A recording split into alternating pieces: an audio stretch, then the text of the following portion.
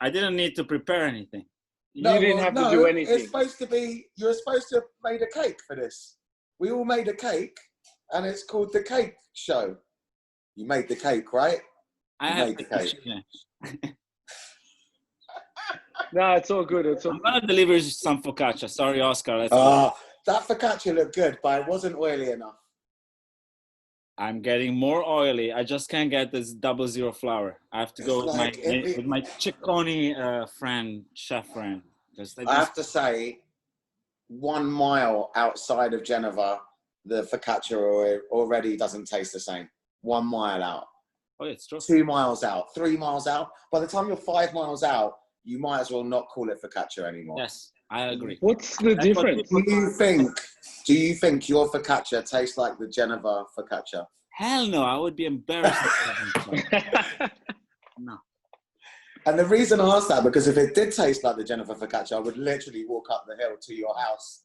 I'm gonna bring it to you, and don't be too horrible, but quite horrible, to be honest. Okay. Yeah. It looked good though. It looked good. A little bit less. I'm getting better, to be honest. It takes, yeah. And my grandma, I'm on the phone with my grandma. That's the best. You can't get wrong with those recipes. She's 94. Like, did you put love in there? Did you make it with love? Yeah, I put enough love, Grandma. Yeah, she doesn't have quantities. She's 94. She's like, I don't know the quantities. Just a pinch, you know. Yeah. So where does your grandma live? Well, now she's finally she's back in near Rome. She's from Rome. Okay. And but she was in Milan the whole time with my mom. And she was born in Milan and now she lives in Rome. No.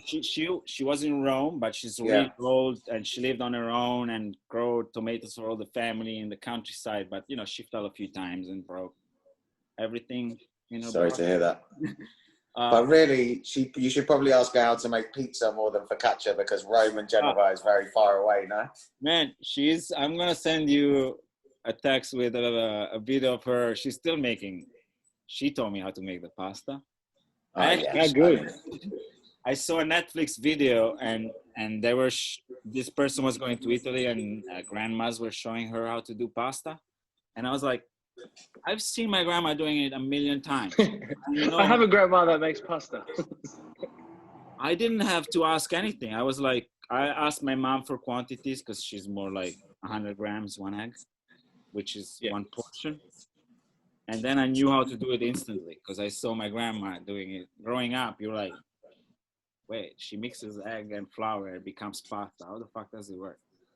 Yeah, I know, fully. Remember, you're like, I've seen it a million times. I can do it.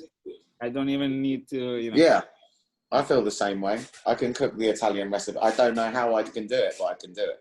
Yeah. You were just around it. You've seen people doing it, and your father was Italian, right? Right. You probably witnessed our conversation about like my recipe's better. Well, the thing is, he trained to be a chef. So he trained to be a chef, but also, sorry. No, sorry, your father was a chef, right? Yeah, he trained to be a chef. Then he was a musician, but he trained to be originally a chef. The annoying thing is that he moved from Italy to England to be a hippie because he hated the Italians because he felt they were super conservative, which he was right in the 60s. Italy was a pretty conservative place. Unfortunate for me, he refused to talk Italian. But I got Italian food, but no. So I had to learn all the Italian I know. Comes from going on holiday in Italy every year for 2 weeks. Come si dice? Quanti anni hai? He was right. Che cosa vai? I feel he was right. Why would you burden a kid with knowing Italian? It would be nice. It would have been nice. Well, you would have it as a little trick now, but it's really not useful. Well, it's useful, but I mean, I remember saying to a girl, Joe Avocado, like, do you want to play with me? When I was like 7 years old or something. That's class. Yeah. Here we are. Anyway, Oscar, are we live? Is this it? Or like... This is live. We're recording live now. Direct to the world. Yeah. I really had no idea what this was about. That's all right. It's good. There's a good banter going on. For anyone that's going to be... Where are you based right now? I'm in Sydney. Oh, Yeah. I'm at the bottom of your street. Yeah. you see your building. Yeah. Should I An point? eyesore. The eyesore. Nothing like the moving it's shaky actually a can. nice building. Let me see if you can see it. No, definitely. Look, we're going to see his beautiful Behind. view. Look at that. There we go. You can't see it, but we can't see that you've got the pool. But Jesse lives there. Well, you Oh, can my see God. where I'm pointing. I didn't need to see that right now. Your place is beautiful too, I think. Yeah, I mean, but that pool is amazing. I've got a question. The first question was, when did we meet? Which is funny because I have no idea when we met. Do you know when we met? It feels like we knew each other for our whole life now. I remember the first night that I remember playing with you. And I don't know. Where was it? It was in a place. My memory is horrible, but like something I remember completely. I don't know why I remember this. I remember details, and it was in Haarlem. I think like the Oh, Dutch. yeah, Haarlem in Holland. Yeah, Holland, not New York. In a really kind of like super commercial looking, Yes. maybe even like a sports center or something. I remember that gig. I remember at some point there were people like there was a fist fight, and some people were fighting like you were DJing. And we were like, really, are they fighting like this? And then I think we drove back to Amsterdam and we were quite drunk. Yeah, that sounds normal. You were making fun of people riding bikes like your tire's flat, mate. And then you Sounds were like a Jesse thing to do. like stopping and checking. Oh, really? I'm like, no. And I still remember of that night, which is incredible. That I remember so many details. That you drunk made me commit to doing a remix for you. You did, which was "Touch My Horns." Oh wow, yeah. Yeah, I haven't heard that. I one remember for a all bit. this. That's mad that you can remember that. Like that is I really. remember. Sorry if I can swear. Shit, usually. Yeah. My memory is horrible, but I remember selective things in my brain just forever. That would have been 2005, maybe. So 15 years ago. I don't know, later. 2006? No, not 8. It would have been 7. 7, maybe. And then you would have done the remix quite quickly. Yes.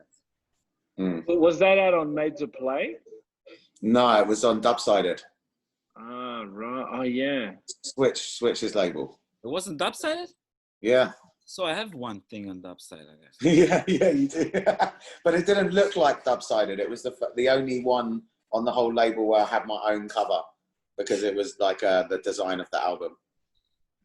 Oh, right. Oh, right. Was that It just had a big Jesse Rose on there. Yeah. Oh, and the bubble writing. With I think the joke came because of Hot Chip's record "Forget My Name," where they just sung my name for 5 minutes, which I always thought was pretty funny. It's not. This isn't my interview though, so we should really just talk about you, Botticelli. No, I mean, like, but it's really important because I don't want to, and I'm just gonna say it for once. This guy here, Jesse, like, is one of the reasons why I make music. So, your background is important. Merci beaucoup. And Dave too. I was supposed to hang out with Dave yesterday actually, but he had to go. You know, I couldn't go at the time he wanted, and I think he went to Jamaica today. He said he was going to go to Jamaica. Yeah. Yeah. Yeah. I saw him last week though. Yeah, I went to see him. I saw him like 3 weeks ago. You know, for lunch, and next thing you know, it was night when I left. yeah. With Jimmy a lot. Chestnut. I had a little moment on the phone. You know, he has this new dog called Jim. Yeah, Jim, which was always the joke name that you basically, if you didn't want to tell someone your name, you'd say, "Oh, I'm Jim." And then I was like, "What's the name of the dog?" He was like, "Jim." I was like, "Of course it is." Like Switch is the champion of the like sarcasm, ironic stuff, right? and he was on the, we like went near his house on the LA River. He was on the phone, and he was on the phone with MIA, and on speakerphone, talking about, I don't fucking know, something. And my brain was like, and I started to call Jim. I was like, Jimmy, like the song. Like the MIA record. Yeah. Jimmy, no. And then I realized, I was like, oh shit, sorry. And they was, oh, that's good time, mate. They had a laugh. That's cool. But yeah, he's a hero too, of course. And so Andrea, you're living in LA right now. yes. And what kind of brought you out there? I mean, obviously you're from Italian descent. Had you always gone Italy, LA, anywhere in between?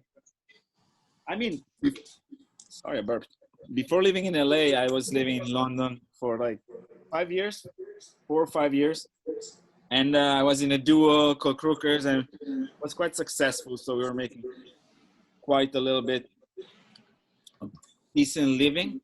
And London kind of requires a little bit of especially where I want to live, because it was in the same part, I think, Jesse, where you grew up, but like more towards Knightsbridge. So it was quite expensive. So it wasn't quite where I grew up. Where I grew up was like tower blocks and people getting stabbed. Where you live was pretty nice, It was in London. But even more convenient for Heathrow, though, for you. Yeah, it was good for you, bro. That's what I loved. My record was 21 minutes. My house. Wow. To Paletti 5. Wow. They knew me. I had a Fiat 500. But that's a 45-minute hour journey. No, I mean, yeah. When I was late, I would drive like that. But yeah, before moving here, I was in London 5 years, and then I split my ex duo, and the partner I had at the time was an artist, and LA was kind of popping for artists. She went to a residency here, and I was like, hey, would you consider moving to LA? It's kind of popping for what I'm doing, and you're in between things. And at that time, actually 5-6 years ago, a lot of people were moving to LA from Europe, producers. So I was like, sure, the visa, I'm gonna move. It was really not like a super thought through decision. It was just like, okay, London is not doing it for me anymore. I'm spending money that I'm not making. So this can go on for a long time. And so that's why. Yeah, I mean, how do you? Sorry. No, go, Jesse. I was just gonna say, like, how do you keep a career going for over a decade? Like, what's the magic that can keep it going? Because it's obviously, people just think, well, once you've made it, it's done. Do you know what I mean? Like, that's it. You're just touring the world, and you could probably chill out. No, not for me. For me, definitely different kind of trajectory completely. Because I had success. I never thought like music would be like my career. I was like, we're trying to make stuff that Jeff Rose and Switch is doing right now. Well, we were trying to make stuff that Derek Carter and Masters at Work would play, so everyone's doing that. Yeah. But I was like, I don't know. Am I original enough? Do I have it? Do we have it in us? And then it just started working on its own a little bit. It was just right timing with the right sound. I don't really like to feel responsible for my success. It's, okay, you work hard a little bit and you make music all day, every day, but at the end of the day, there's other factors that determine if you're really successful or, just surviving or whatever. To be, for us, it was really by accident in a way. By accident, very happy accident, but it all happened. And that's why it's taken me a bit of a long time to figure out, how to structure it more. Because when it happened for us, it was kind of like, you just do what you love, because you want to do what your heroes do, and you want to, like, how do you make that sound? And you're just like curious, trying to make the music that I really want to make this music because it's really cool, and without thinking, oh, I can make a career path out of it, like zero, just doing it. And the main goal at first is like, I want to nail a sound, and I want to be able to make a sound, a sound that maybe nobody else can do, those kind of like develop a style, something like that. That was also came from my hip hop upbringing, but never thinking like this could be a career. And then it happened. I don't know, maybe we had some quality, but also was the right timing and all of that. So aware of that, going back to Jesse's question, how I make it work now, it's kind of like understanding that dynamic, and also understanding though that if you keep at it all the time and work as hard as you can, I feel at least you can survive. And that, for every musician, to be honest, that's success. If you can just do music, I can make beats all day, every day if I want.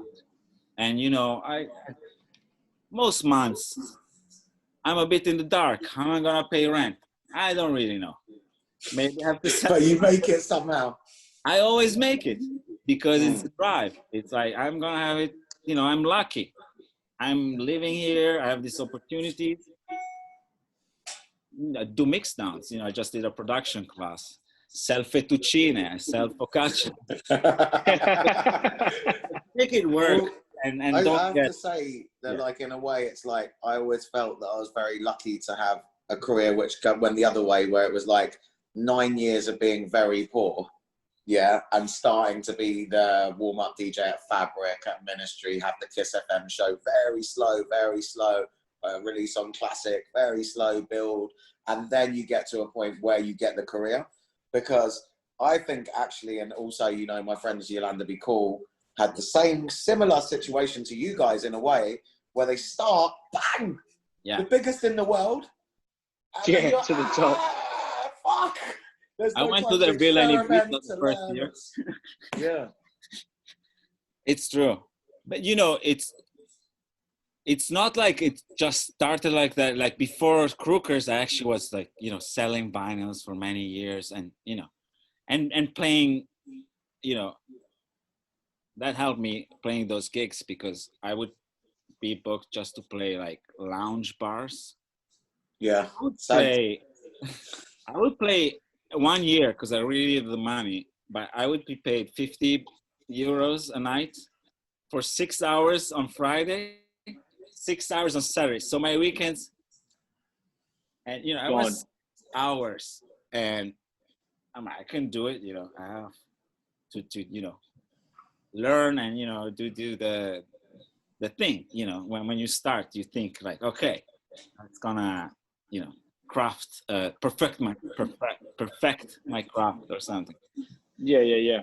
But it was also still vinyl days. It did perfect your craft for sure. Yeah. I mean, that's for sure, because you really learn about records. You also learn how to play in a place which, if you went too hard, would like be really uncomfortable. You have to be so good at reading that I do think that really helps. And if it makes you feel any better, my night at that time was in a place called the Beat Bar. I had a Monday night, 8 hours on a Monday night. It was, I would get 20% of the bar. 1 week I got paid £5.70. Oh, geez. And I had to carry the records there. The taxi one way would have been more than I got paid to play for 8 hours. So, I mean, these guys you had to carry. Yeah, exactly. 2 of they those got no because we were wheels. playing so long for £5.70. Yeah. Sometimes I had back pains, so I couldn't carry those. I had to take my mom's big travel trolley, and put just vinyl in there. The UDG trolleys were not around yet. Yeah. I hate them. I used to have the grandma thing, where the grandma trolley that they would go shopping with, and I put my boxes in the grandma trolley. Yeah. But definitely paying your dues, isn't it, by the time you get there? Yeah, but again, it helped, and but I'm really surprised to be honest. I don't know about you. I haven't played because those times were still vinyl. When I play vinyl now, I'm so bad. I'm not good. It's like riding a bike though, man. You just gotta No, 1 hour. It's not with vinyl. Oscar, it's not like riding a bike. Because Really? about 5 years ago, I got asked to play a vinyl set at a festival. So I borrowed Brillstein's records. It was like where Woodstock was. Actually, it was like Woodstock, I guess. And I turn up and I'm like, I can do this. And I do the first few mixes and it's like, oh, I can do this. But then it's a bit windy and like, Oh, yeah. And Conditions it's really need to be hard right. work. It's really hard. It At is one point, I really kind of hard. gave up and I just started playing one record. And fuck it.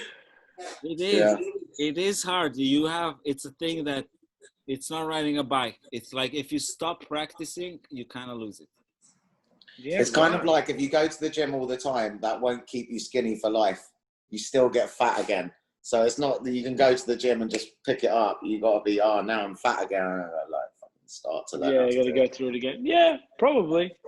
And if you need advice about not getting fat, just don't go to the gym. Eat less. Yeah, but you know what? No, so I did that my whole life, was not go to the gym. And then one day I woke up and I was like, right, but maybe it's not about not being fat. Maybe it's about just surviving. I might go to the gym to live a little bit longer. Yeah. It was a thought, you know, like. Well, it's true. You have to like. I work out at. I enrolled in gyms so many times, and I never lasted. I think more than a week and a half in my life. Well, if the gym is all right, two things. If you get a really good multi-B complex multivitamin, it makes you feel like you're on Red Bull as soon as you wake up. I can tell you one to take. And then if you have a gym in your building or around, then you go in the gym and you're like this for an hour, and you don't even trying. You know, it's just like. Psh. Jesse's advice is take drugs, then go to the gym. Basically, it's a type of drugs, but apparently this one's good for you. Yeah. And go to the gym, people die. Do you think that better music will come from this year, or do you think that worse music will come from this year? Because it could be better because there's inspiration and more time at home. It could be worse because people want to kill themselves. I mean, I don't know. I think it will be worse. Yeah? Yeah. Interesting. Why is that? Well, because like people get inspiration and real feelings into music when they live, and like when life is a bit suspended.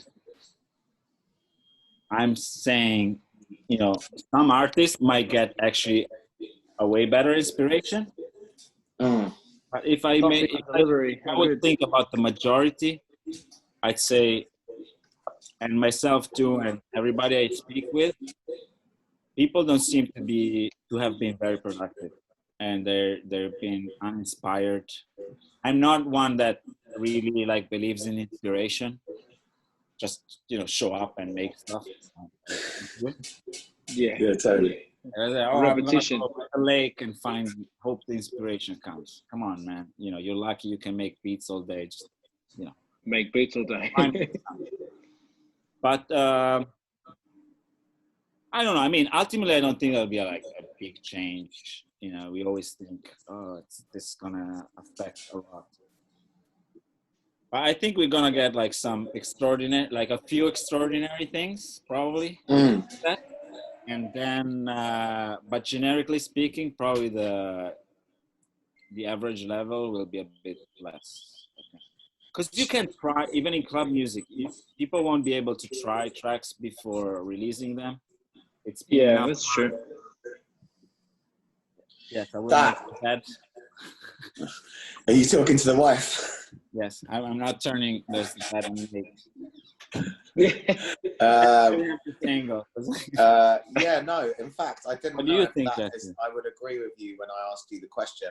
I just asked you the question and didn't really think for myself what the answer is. But I think you're right. Most people I've spoke to have not even been making music. They've been so frustrated with the world and everything that's going on, or depressed or whatever. But then there's the people who took the opposite way and were super inspired by what's going on and made like really, really good music. So there'll be some really amazing music, a little bit, and then lots of just really boring shit because people need to make something. Throwaway stuff. Yeah. And to be honest, I think, unfortunately, like the best music would come from people who had like a bit of security. I think, Maybe. Yeah. maybe. I mean, when you don't have those levels of stresses impacting what you were saying, kind of the inspirational drive to make records, it kind of, it's just business as normal for you. For certain people, right?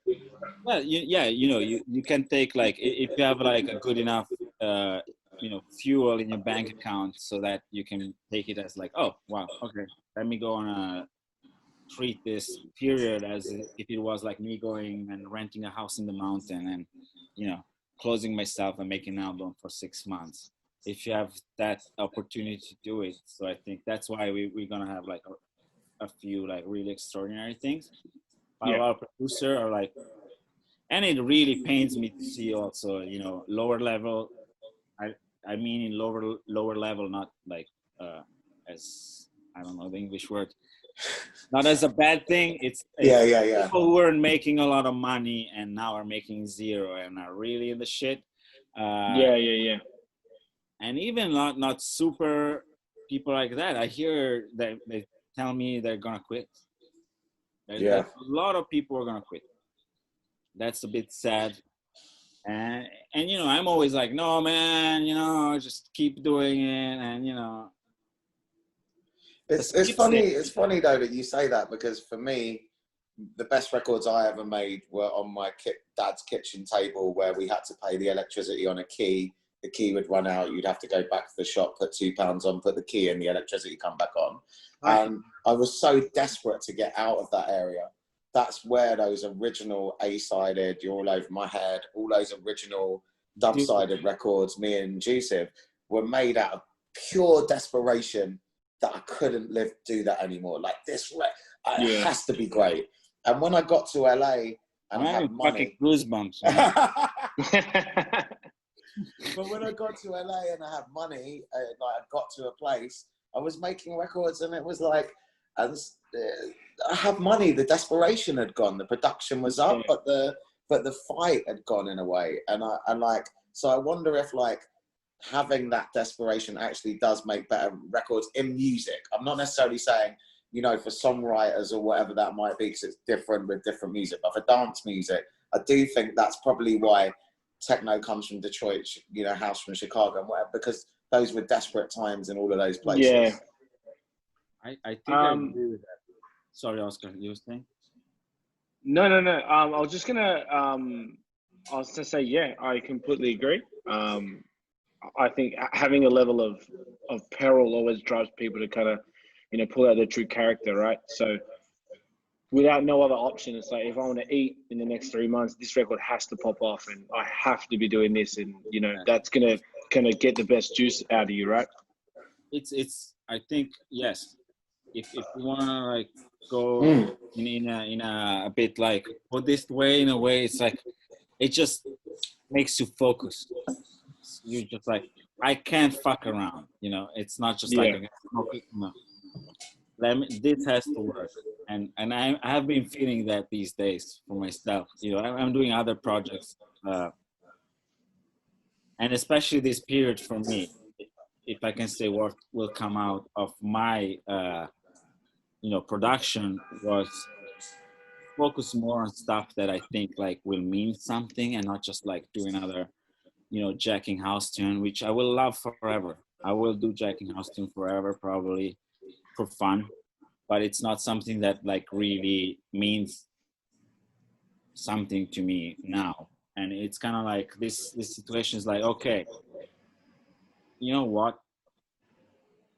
It's kind of like die or do it. It's kind of like, I'm gonna have to like face the fact that I make music, so I want to make songs too, and Right. a little bit like making just like instrumentals and jacking stuff and house songs like that, which is beautiful without vocals and stuff. It's great, but it's also like hiding behind the fact that I don't want to be like completely out there with my vocals and having a full-on song, because it's kind of like you go into a formula and you're kind of like a little safer.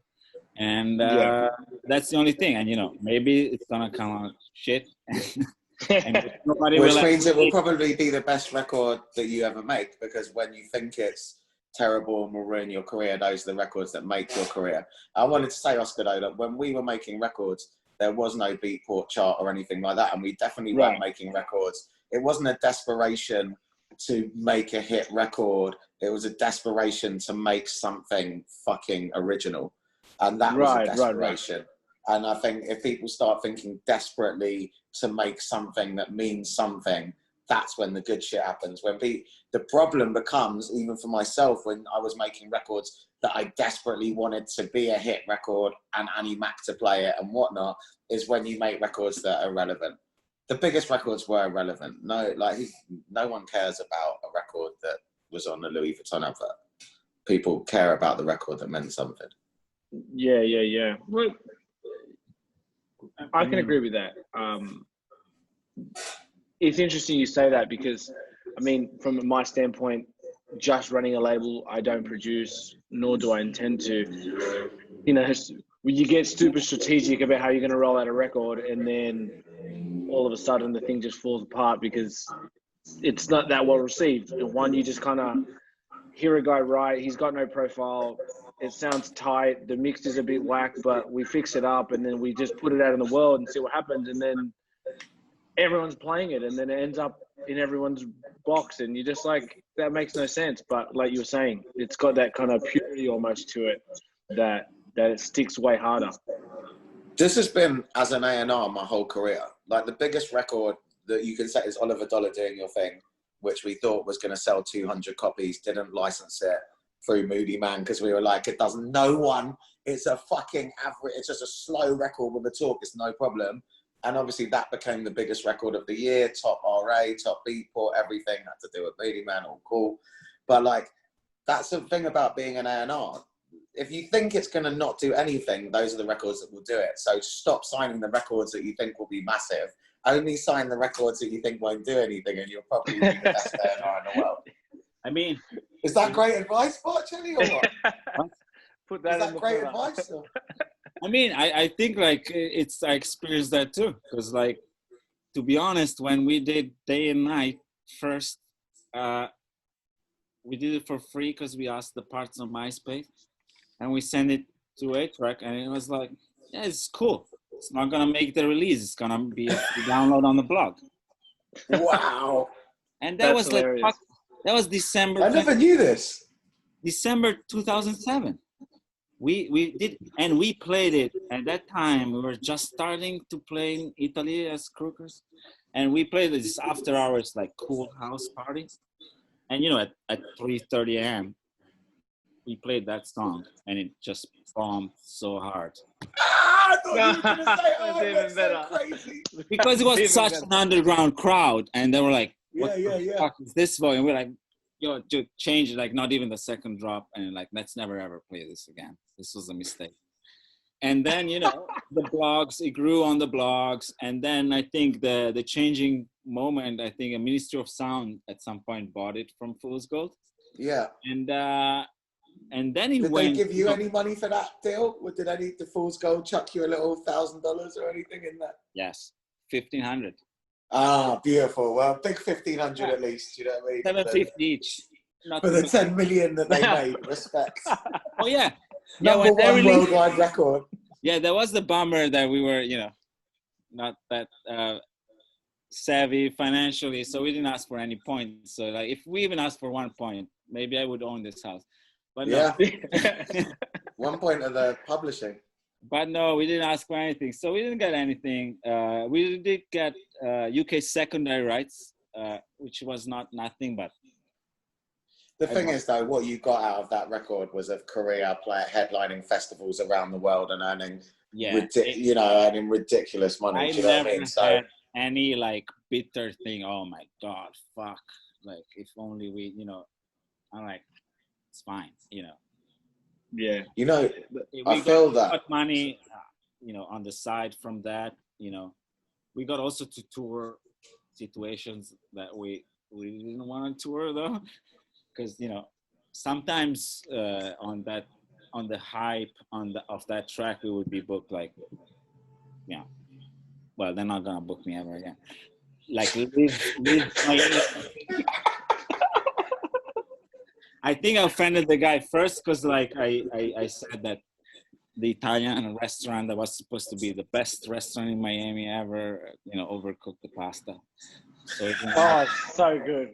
I was like, so what do you think about this? The pasta, like, well, great, it's a bit overcooked, and then he just stopped talking to me for the night. Yeah, that's funny.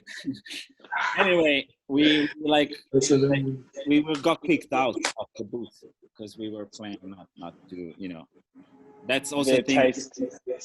Even if I may, you know, sometimes it's great financially when you have those hits, but you get booked for situations that are not yours. And you know, if I can mention, like even Riva Star, you know, when the rave, sleep, repeat thing. Be sleep, rave, repeat. Yeah.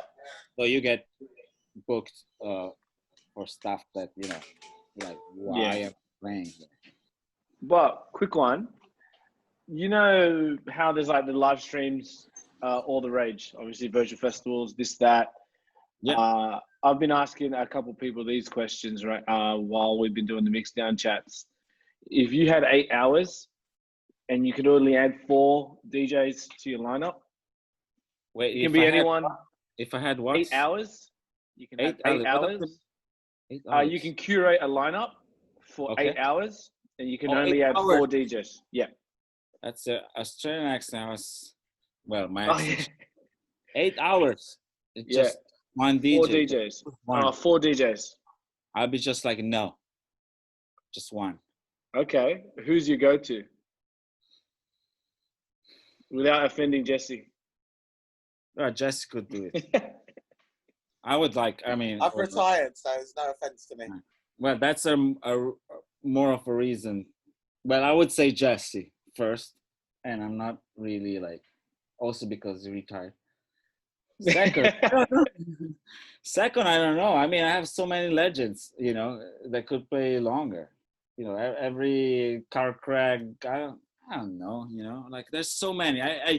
I never like to narrow down, like also when they ask like stuff like if you had one record to bring to an island, which one would it be? If it's one favorite thing, there's a lot of favorite stuff, you know, and it's like I can answer one now, and then, you know, tomorrow I would answer a different one.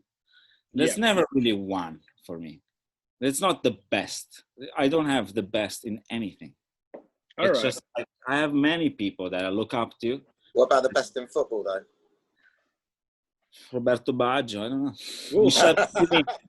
The Divine Pony. I'm except he screwed up Italia 90, so I don't know. Yeah.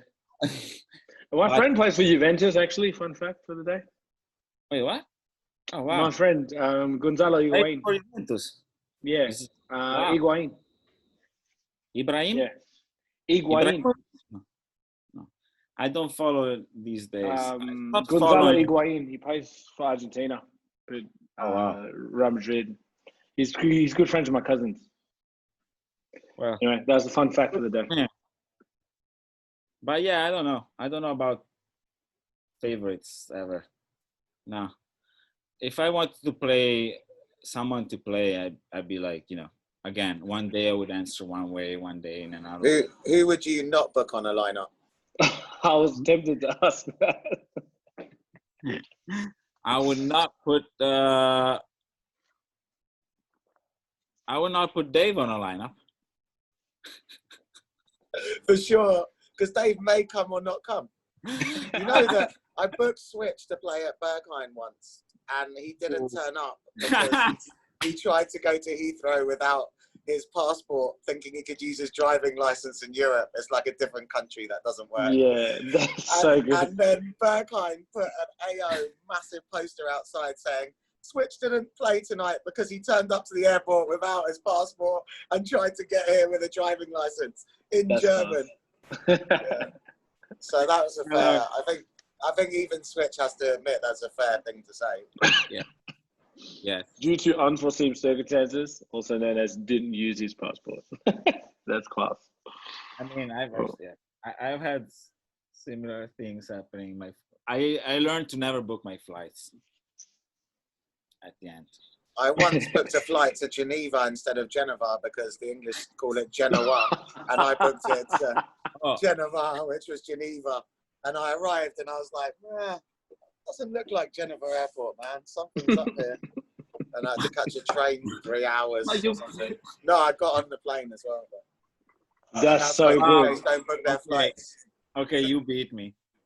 I mean, I missed a lot of flights because I show up when I book them myself, which is usually at night, stoned. And it's usually for the wrong month.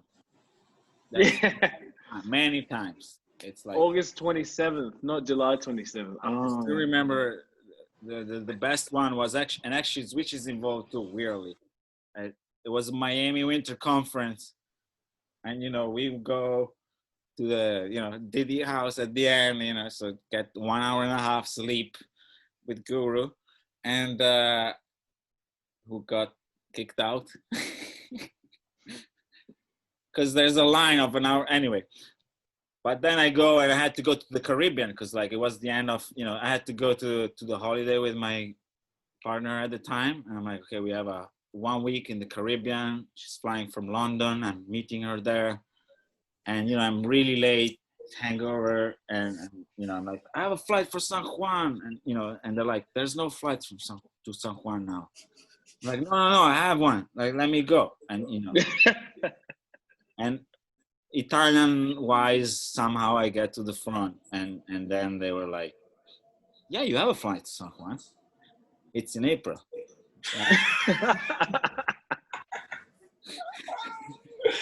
Oh, it's so good. So I had to go there the day after, which my partner was not super happy about. And then I arrived there also half with my brain present. And I look up, I was at San Lucia, at this, nice resort, nice hotel. I look up and I'm like, is that Switch? And I asked, my partner, is that Switch? He's like, no, man, you're tripping. I'm like, all right. And then I don't think ever about it again. Till I meet Switch years later. It was like, hey, I think I saw you in San Lucia once. And I'm like, wait, what?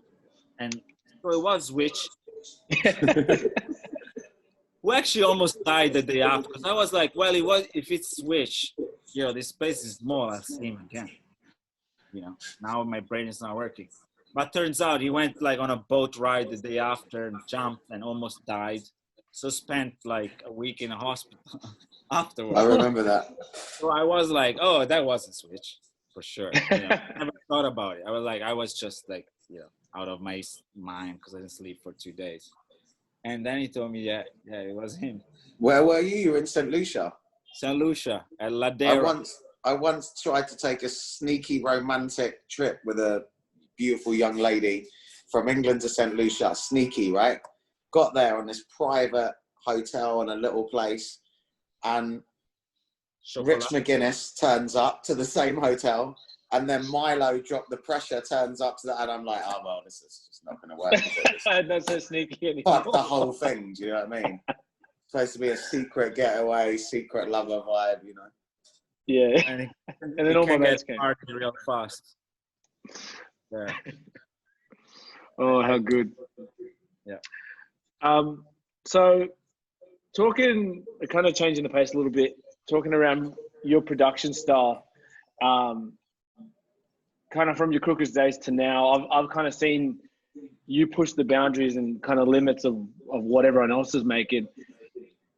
Do you think house music's better now than it was when you got into it? Yeah, of course. It's always better.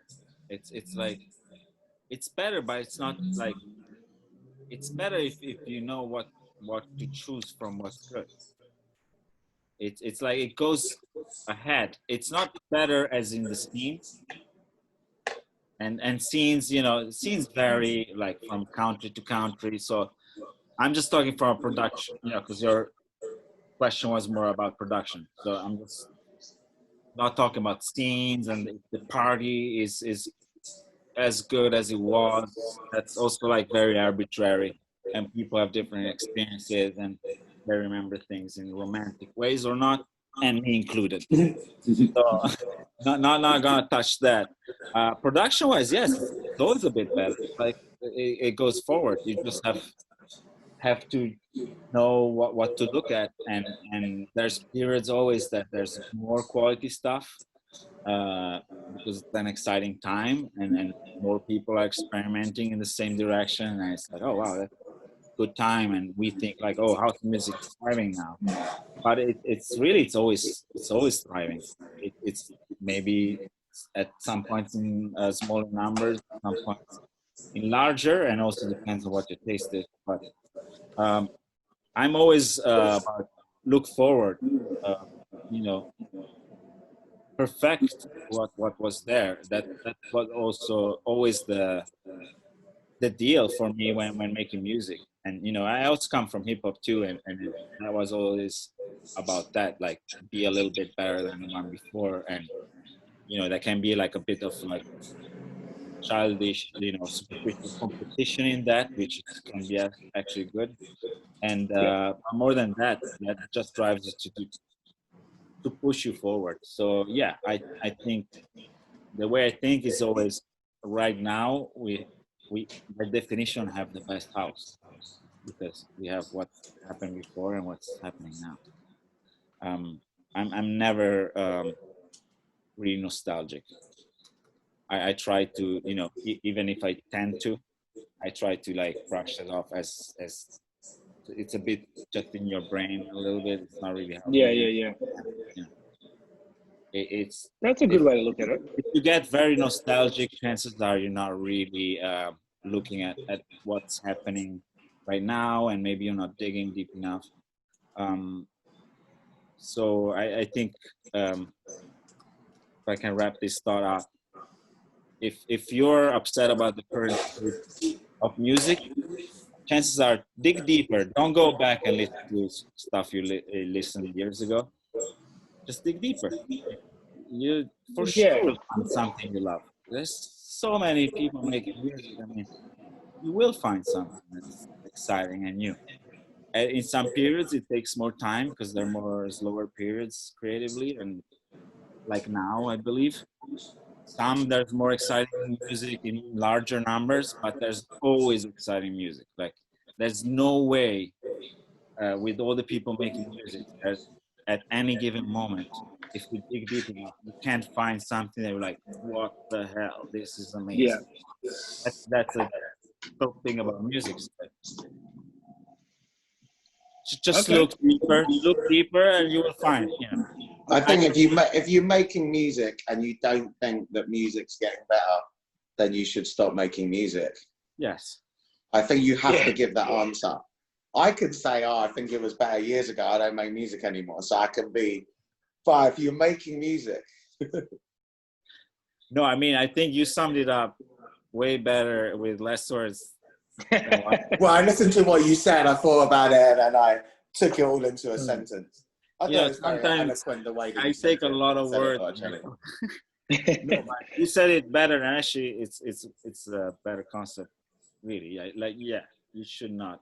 If you don't think that, then that's the problem. Boys, it's been fantastic to talk to you both. I actually have to go and do some work because I work now. Like, you know, at times nice. calls and being all an adult and shit is terrible. I know. It was great back in the day, being a kid, get up when you want, just be told you go to an airport, off you go. Same. I actually have to do like paid jobs right now. Yeah, no stress. Life. It's been awesome, It's a guys. pleasure Thanks to very speak much to for you the time. both. Thank you so Talk to you much. soon. Take care, guys. Nice one, brothers.